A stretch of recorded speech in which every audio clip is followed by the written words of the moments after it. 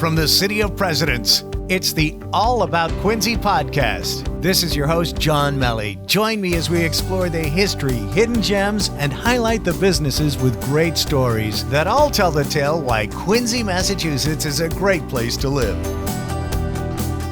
Hey, it's John. How are you? Thanks for spending time with me today. I do appreciate it. You may be wondering, John, where the heck have you been all summer? Well, I've got a bit of a story to tell you. Many of you may know that I worked for Mix 1041 as the commercial production director. I was with them for about 25 years, and you'll note the past tense. Back in March, I was promoted to the position of listener. Yes, the company I worked for went through a large reduction in force. They let go about 300 people, and I was unfortunately caught up in that. And I thought, what the heck am I going to do next? It was, not a lot of fun, kind of a curveball, not totally surprising because they did go through a planned bankruptcy. I'm not telling anything out of school because it's all public knowledge. And I made it through that. And then back in March, they decided they needed to cut costs. And well, here I am. So what am I going to do? Well, I decided to really jump in on this podcast, but also decided, for right now, at least, radio is not in my future.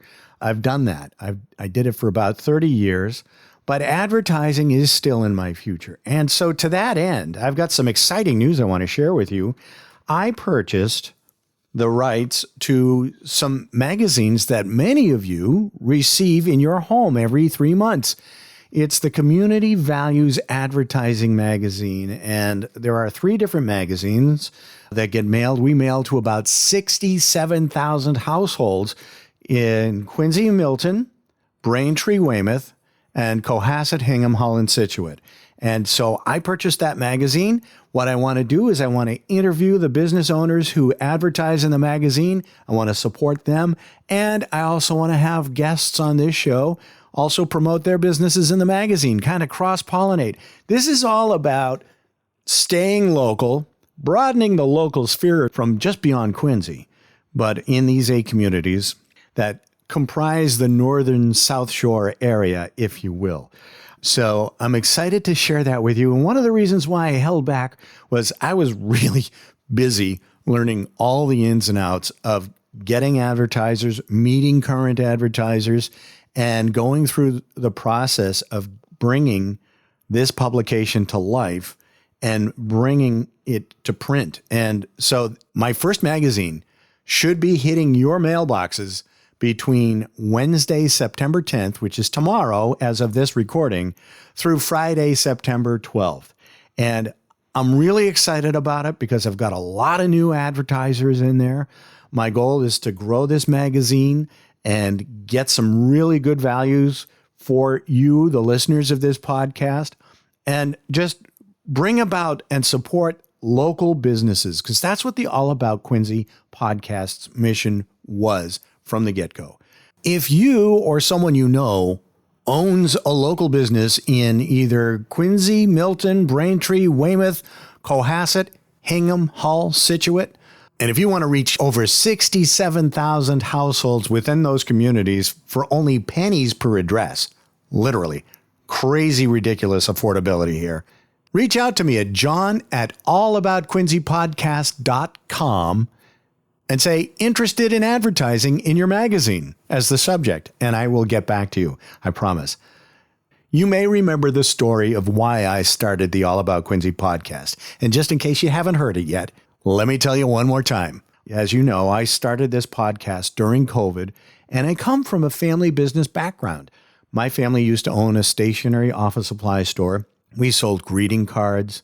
We sold wedding invitations, birth announcements, all kinds of in-house printing, business cards, etc. And I remember walking around the neighborhood during COVID with my dog Zoe and seeing all of these shops closed. Unless you were a hardware store or a liquor store, you were shut down for months. And I just thought, oh my gosh, these people, these business owners, what a time. And I could only imagine, my parents retired from that business back in 2002, so almost a quarter century ago. But I can remember all the work that it takes to turn the key in that door every single day. And I thought, how can I support these businesses? So I am here in the community. I'm driving around and meeting business owners. I've got a couple of businesses already interviewed. They're advertisers in the magazine. I'll mention them right here. Panopticon Imaging Incorporated. They're in Rockland. They're a photo restoration, film processing, photo printing, and custom matting and framing business. And if you've got any kind of family picture that's been damaged in any way, torn, what have you, they can bring your cherished images back to life digitally. They've got all kinds of techniques. I've got an upcoming interview with them. I think that's going to be the next interview. And also Mama Bear's Kitchen and Pizza. They're here in Quincy on Franklin Street, right on the corner of Water and Franklin Street. And she's open till 3 o'clock in the morning, Tuesday through Sunday. So she's got some great hours. If you've got the midnight munchies, she's also got a vegan menu. So I'm going to throw out that shout out to both Panopticon Imaging Incorporated and Mama Bear's Kitchen and Pizza. I've got so many more advertisers we're going to showcase in this show, all about staying local. So I'm excited about this. As of this recording, we have had, this is cool, 5,555 all-time downloads of the various odd and sundry episodes of the All About Quincy podcast. So I want you to share this episode. I want you to share the information. And I also want you to keep an eye out in your mailbox for the fall edition of the Community Values magazine. 16 pages of great savings from vendors in all kinds of businesses, great local restaurants, home furnishings, landscaping, home improvement, all kinds of good stuff. Great opportunities for savings and support of our local businesses in the Community Values magazine hitting your mailbox this week. So my guest today is Ann Danby. This is our third annual interview. She's got a great program coming up in honor of Quincy's 400th anniversary celebration. So I've talked too much already. Let's jump into my conversation with Ann Danby.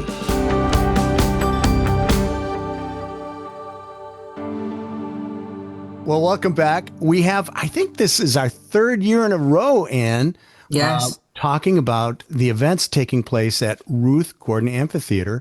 Yes. And we've got a big event coming up at Pageant Field on September 13th. And it's a festival going from 1 to 8 p.m. on September 13th, which is a Saturday. And it is from colonial to contemporary, a Quincy celebration. Ann, tell us about this. And then I've got a little surprise for you because I haven't, we were talking about some other stuff before we started recording, but I have held something in reserve because I think you're going to get a real kick out of it. You probably have seen it, but anyway, tell us about what this is all about. So when I went over to City Hall to look at the tricentennial display, because of course it's Quincy 400, I saw that they had a major pageant 100 years ago. I found out that Pageant Field was still owned by the Adams at the time. There were parades, there were plays, there was pageantry. And I thought we should do that again. Now we've got the Ruth Gordon Amphitheatre that we've been using for the last few years. It's very popular. Friends Fridays just finished up on Sunday, actually. Right. And so I went and I found the play that they had done. And of course I thought, well, that, first of all, that's 100 years ago, but also, it could use a little updating. And Sarah Callard, who is the president of the Ruth Gordon Amphitheatre, Friends of Ruth Gordon Amphitheatre, had always wanted to have a contest for one-act plays, writing one-act plays. So we put it out there. We're calling it Slices of Time in Quincy. And we got over 20 plays from around the country. Wow. Around the country. So we thought, this is amazing. They were submitted to you for your review? That's correct. Now, some of them clearly had just knew about New England and it was about the Red Sox. Okay. All right. Yeah. But some people had done their homework. And we even have a first-time playwright that's from right here in Quincy, Cindy Brandy, who wrote something that she's calling The Welderettes about flow from the shipyard from during World War II. Oh, cool.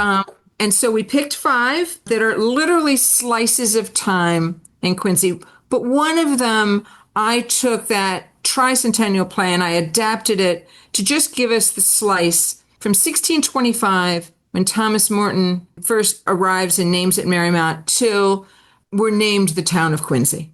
So that slice is adapted from that bigger show that they did 100 years ago. But the others are all, some people might know about these slices and some may not. There's 5 of them. People that are older might have heard of Bill Dana. So there's a play about trying to establish a Bill Dana museum. There is one called Strange Interludes, 1929, about a Eugene O'Neill play that was banned throughout the country, but our mayor at the time said, well, let's see what we think about that. And so that play is about that experience. And then somebody took the idea of the current celebrity roasts. And then he took the letters from John Adams and Thomas Jefferson. Yeah. And had Thomas Jefferson hosting a roast of John Adams. Oh, that's cool. It's so cool. What a great idea. I know. I was so excited by these plays. They were really imaginative and they really fit the slice of time idea. I would love to see that. That's very cool. So do you want to know what my surprise is? Yes. So our listeners probably won't be able to see it, but I'll take a picture of it and share it. My wife came up with this. She found this in the house. Look at that. It's the play. Oh my goodness. Before this all started, I'd been asking people if anybody had it. We have a copy of it. Wow. It's got the whole program.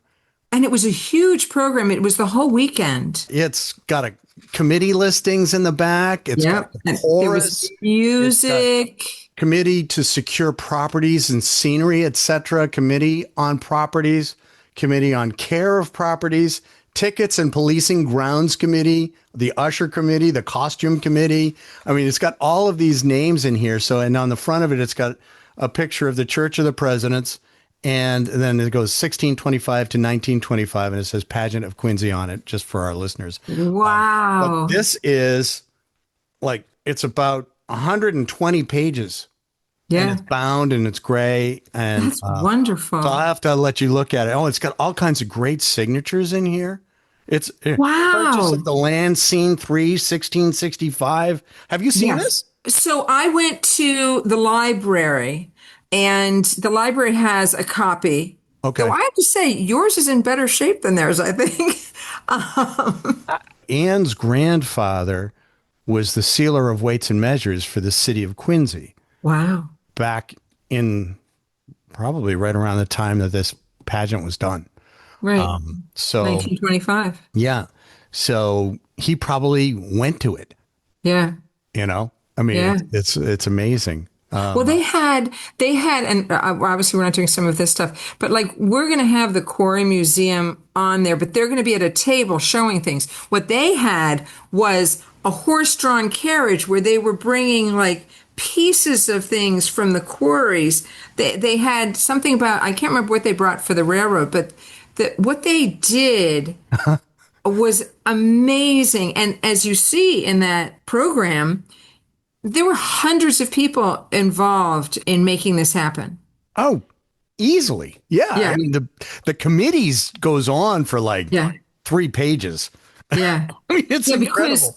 Because, for example, so, and I only took, like I said, a few scenes, but even just the first scene that I kept I don't think I modified it much at all, except that, so we're going to have a maypole, for example. It sort of gets towards the end of maypole. Miles Standish is not happy about the maypole. And I think they must have had like 20 or more people dancing around a maypole.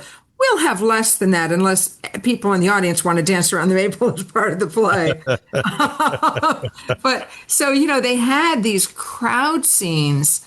I think they probably reenacted, again, I stop at when we become Quincy, but, you know, they had the Civil War. I think they may have done even reenactments. I mean, you have to look and see, but it was pretty amazing. There's so much in it, but I wanted it to be literally slices of time.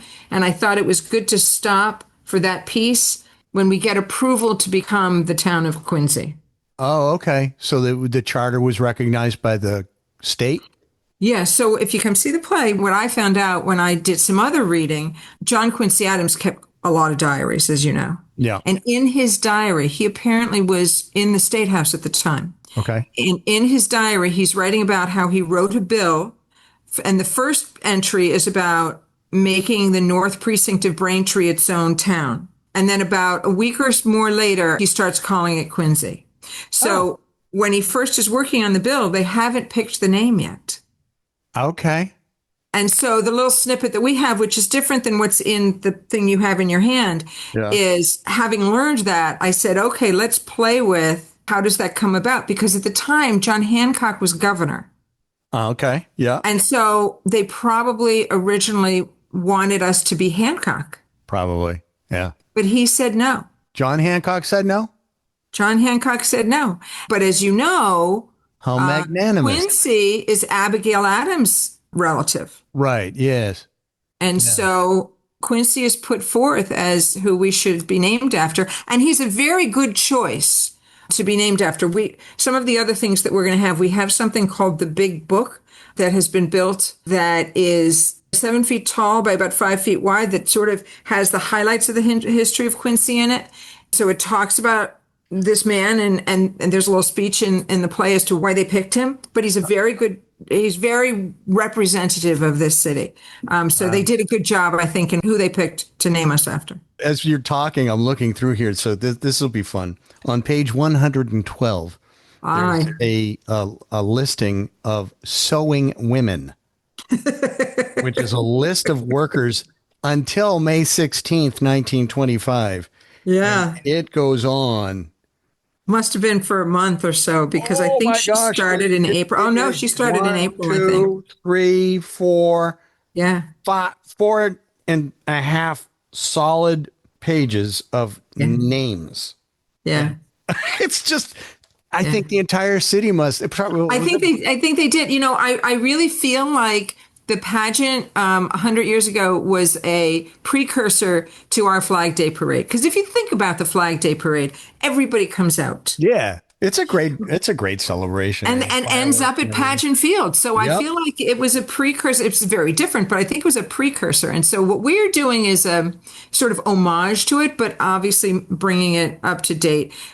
We're going to finish the day with a few different bands, which is a nod to our Friends Fridays, where we typically have one band, but we're going to have 3 different bands. So we're kind of combining how we're using it now, what they did then. We're going to have stuff on Pageant Field. It's going to be a lot, and food, of course. Yeah. Admission is free. Free. Yeah. I don't know how they managed to charge 100 years ago, because I can't believe that.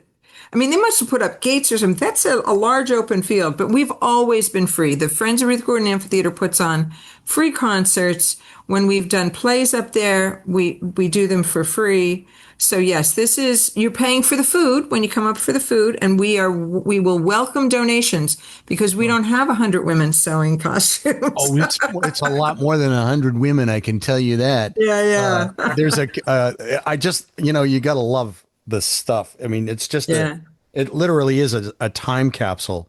And they I'll named have to show everybody. this to you, because you and I are neighbors. So which is the fun thing. It's kind of weird that we're doing this over Zoom when we do it over the stone wall. But I'm gonna have to show this to you.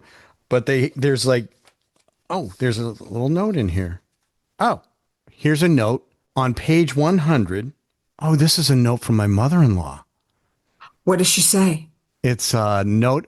It's a note about her father, who was the sealer of weights and measures. Page 100, James M. Cantwell, one of the Irish immigrant portrayers.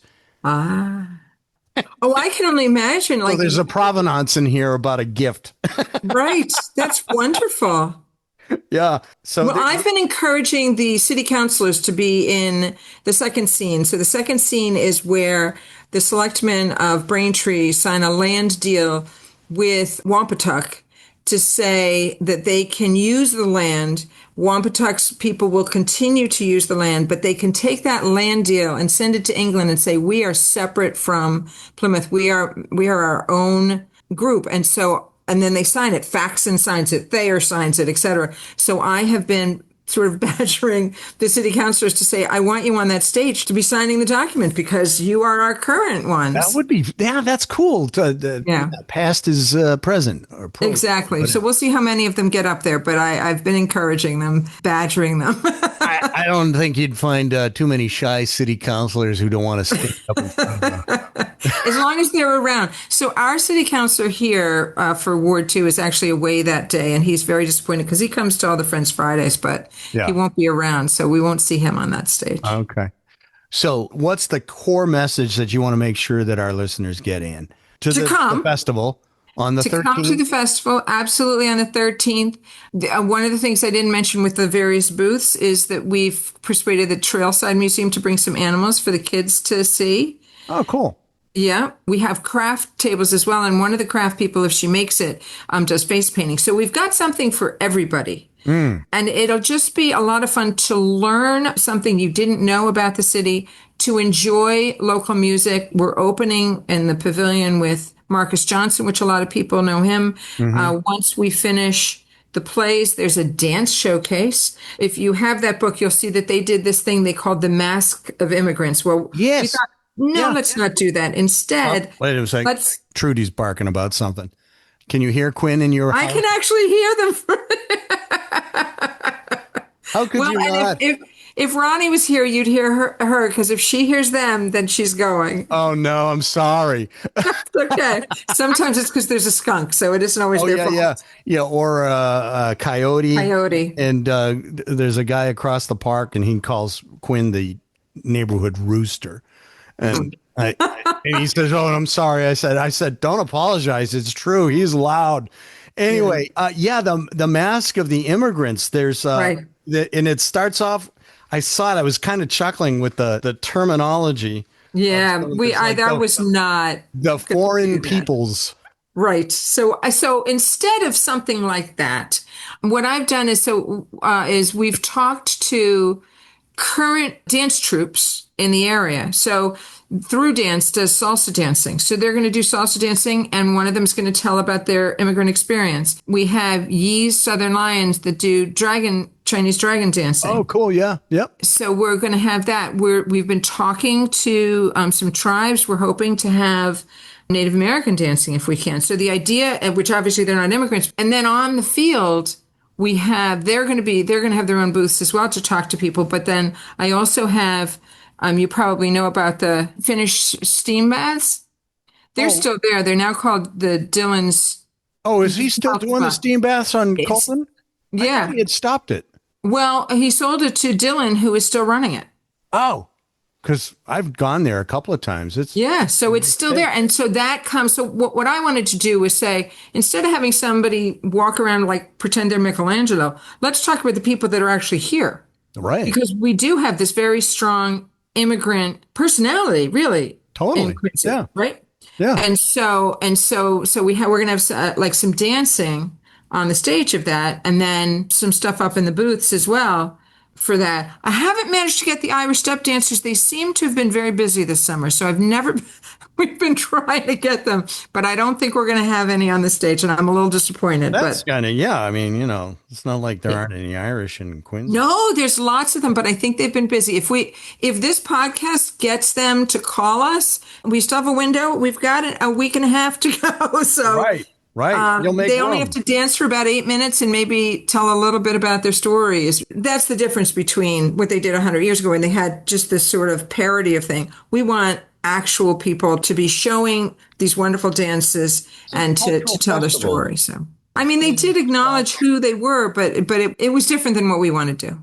There's some names in here that from 100 years ago that you still see them involved in the community today. You do. I'm just seeing these names, and it's such a cool thing to have. You're so lucky to have it. When I saw your initial email to me, I said, "Oh, yeah, I think we've got." Ann she found this, when the 400 festivities kicked off earlier this summer, Yeah. And so it's been on the coffee table. We've been That's looking so forward. wonderful. It's Isn't that it's fun? such an amazing history, and it was amazing. You look at what they did; it was amazing. So we're just doing a fraction of that, but I do hope that everybody comes out and really enjoys themselves because we've put a lot of effort into it for the community. Yeah. That's really what we're doing. You've been doing that for the Friends of Ruth Gordon for the last few years. It's all Yeah. that's been your mission, really, is doing Yeah, as much yeah. as you can Yep. for the community to enjoy